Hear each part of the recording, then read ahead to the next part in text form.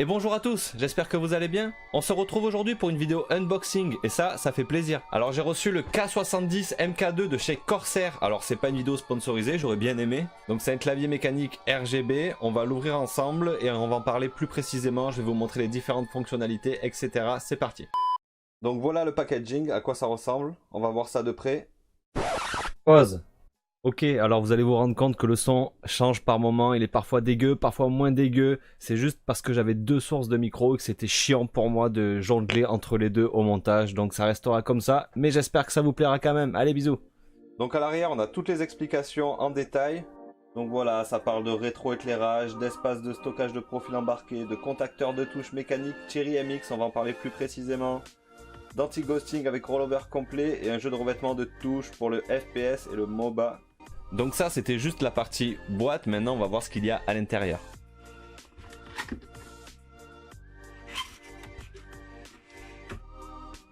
Mais regardez-moi cette épaisseur de câble.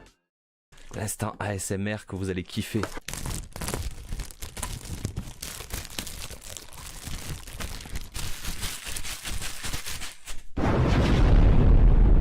Donc je vous ai parlé de jeux de touches supplémentaires pour pouvoir poser sur le clavier, donc le type FPS et le type MOBA, donc c'est pour les jeux vidéo bien évidemment. Donc fourni avec, il y a une petite clé pour pouvoir changer les touches sans problème.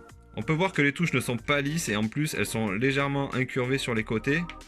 Donc on va les changer de suite et on va pouvoir parler ensemble des Cherry MX Red.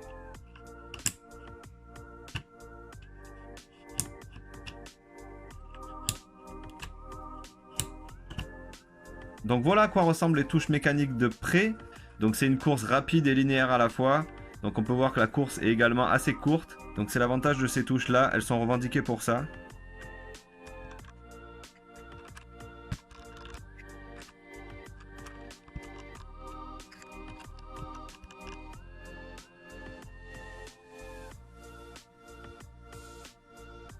Donc je vais maintenant brancher le clavier et les deux USB. Alors les deux ports USB, pourquoi? Tout simplement, un pour alimenter le clavier et l'autre tout simplement parce qu'on a un port USB déporté juste ici, à l'arrière du clavier.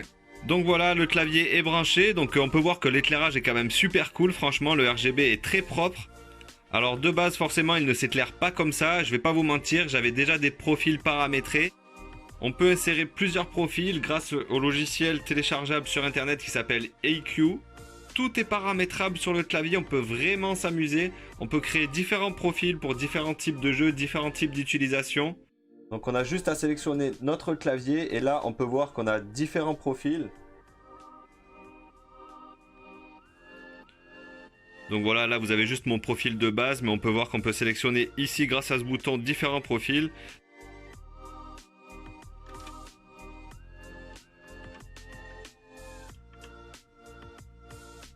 Ça c'est le mode FPS, donc pour ceux qui connaissent.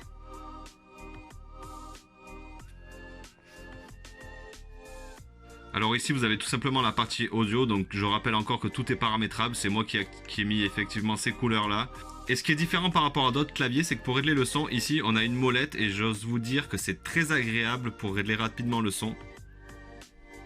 Donc je le rappelle, on est sur un clavier avec un corps en aluminium brossé, donc avec un poids de 1,2 kg sans le repose-poignet.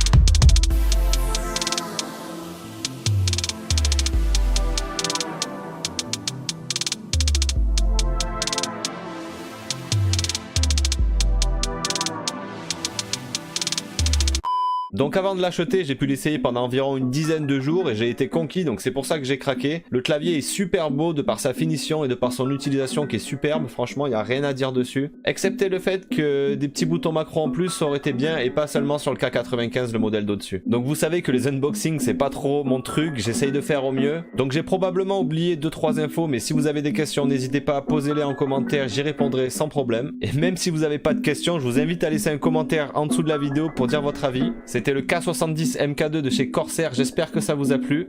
Si vous avez passé un bon moment et pour me soutenir, n'hésitez pas à lâcher un pouce bleu et si c'est pas déjà fait, à vous abonner et activer la petite cloche pour ne louper aucune vidéo. Sur ce, je vous laisse et je vous dis à la prochaine. Ciao ciao ciao.